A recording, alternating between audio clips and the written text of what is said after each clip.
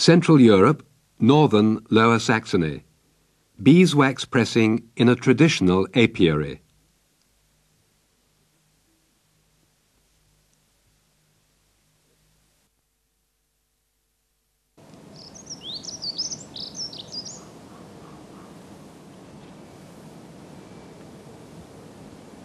On the cultivated heathland between Bremen and Hamburg, in Langenfelde near Sittensen, stands the farmstead of the head beekeeper Georg Klindworth.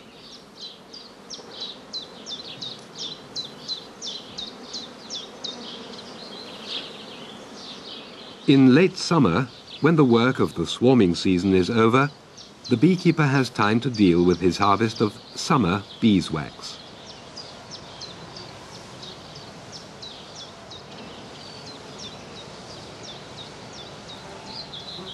This task is done in the main farm building.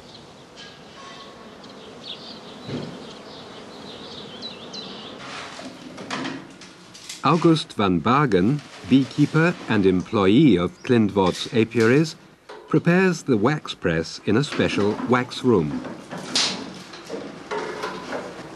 He kindles a fire with wood scraps under the big cauldron in which he's going to melt the wax.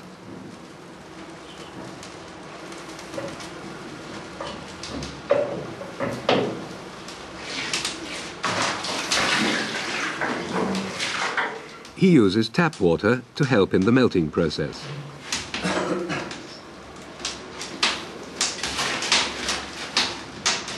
A smaller cauldron is used to heat water for pressing the wax.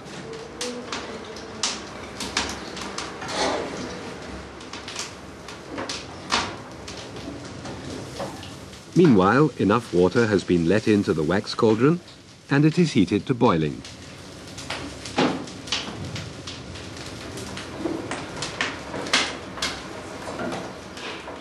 Freshly cut beech logs provide plenty of heat.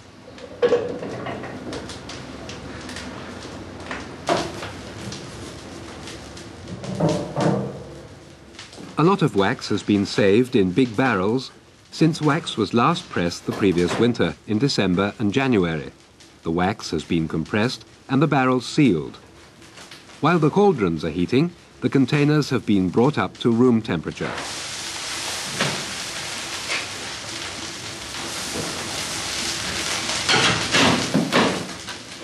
The residues are contaminated with dead bees, larvae, honey, pollen and fragments of straw from the sugar solution feeders commonly used in skep beekeeping.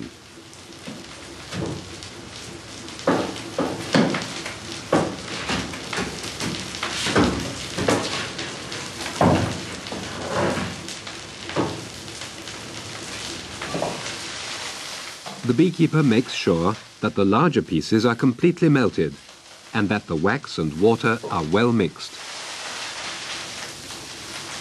Also, compact pieces of light wax from drone comb, which has been previously melted, must be melted again.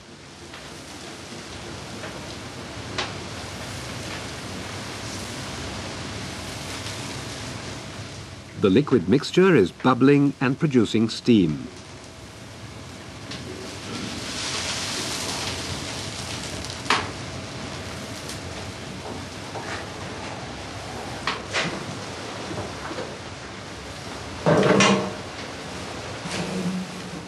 In the wooden press, the cloth used nowadays is of the type manufactured for pressing fruit pulp.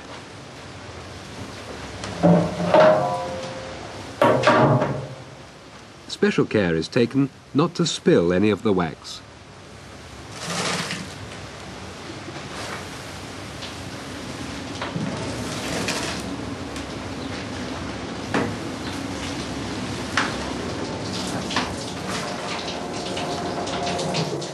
Freed of coarse solid contaminants, the hot wax-water mixture runs into a wooden tub. Only tiny particles can pass through the cloth.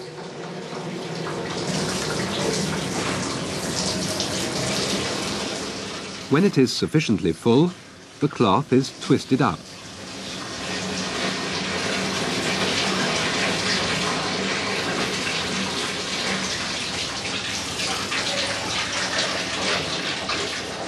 The farmer, Jan Klinborg, one of Georg's brothers, screws the press closed, and the spindle pushes the heavy wooden board against the ribs at the front of the pressing space. This particular model is known as a starter press. After every pressing, the big cauldron is refilled.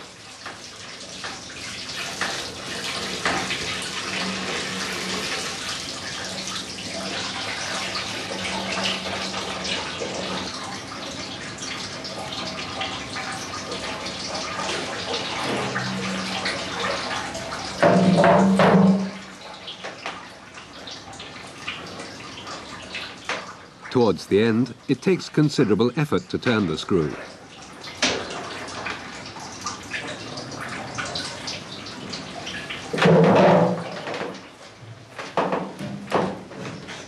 To maximize the yield, the press is opened at this stage to press the wax a second time.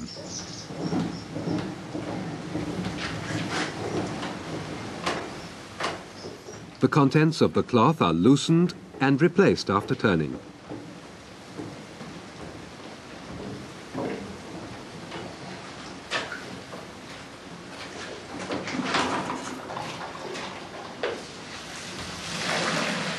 With the help of boiling water, the rest of the wax is washed out.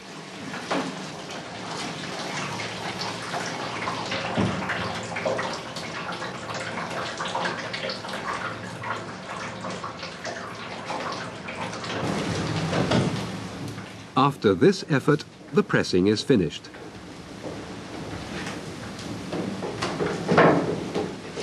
The cloth with the residues is set aside to cool. The wax is added continuously, and, to keep the vessel on the boil, wood is placed on the fire at regular intervals.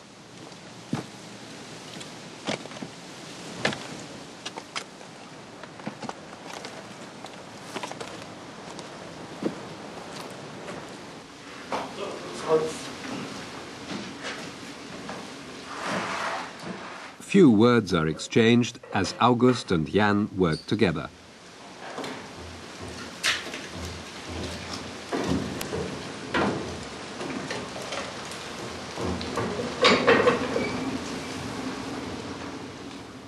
Before reusing the cloth, the cooled residues are discarded.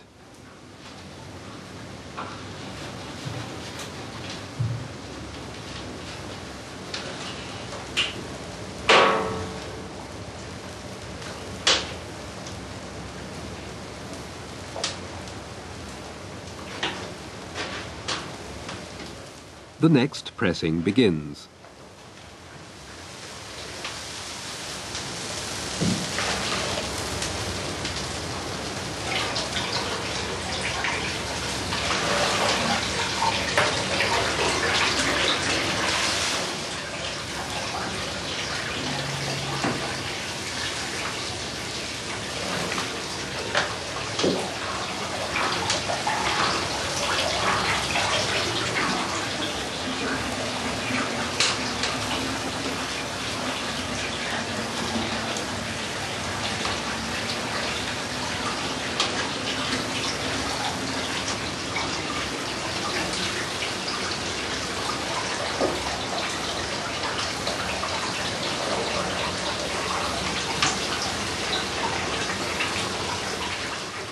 Because of the danger of the hot spurting wax, and to avoid too rapid a cooling process, the press is covered.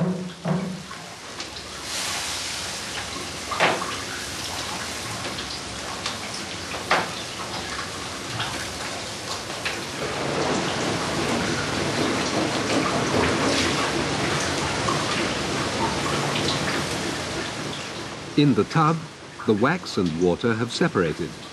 The lighter wax floats so that the contaminated water underneath can be run off.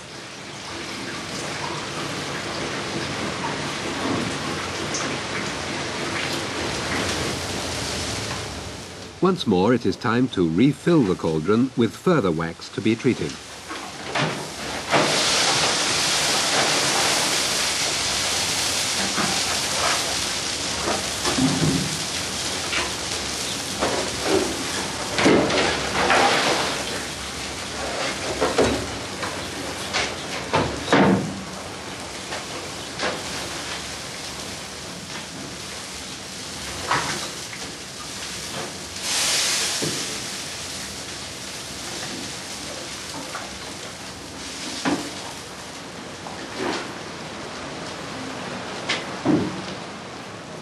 As soon as the collecting and cleaning tub is filled with wax, this can be ladled into moulds to form wax blocks.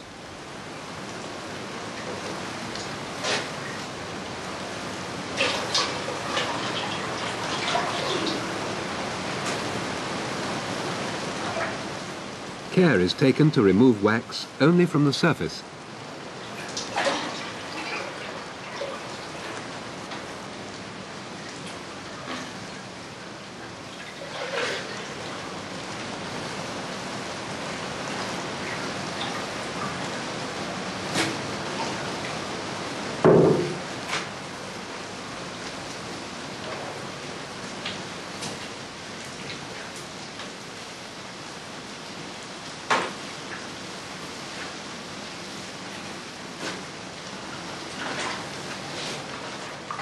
Hot water in the bucket mould prevents the wax from cooling too quickly, which might cause cracks while hardening. The hot water also serves to keep the wax from sticking to the mould and makes it easier for the last of the contaminants to settle.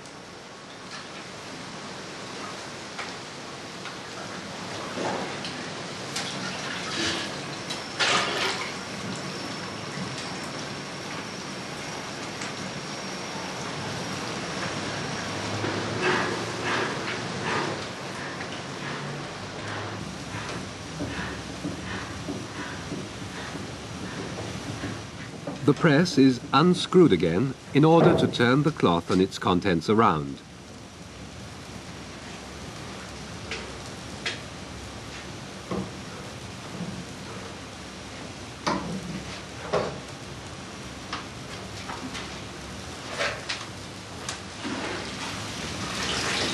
Hot water is added to reheat and rinse the contents.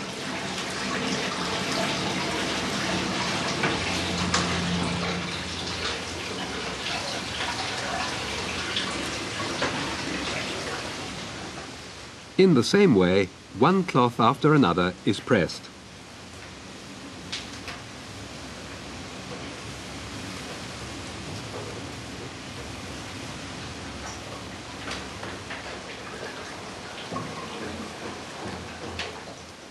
To make room for the newly processed wax, water must continually be let out of the tub.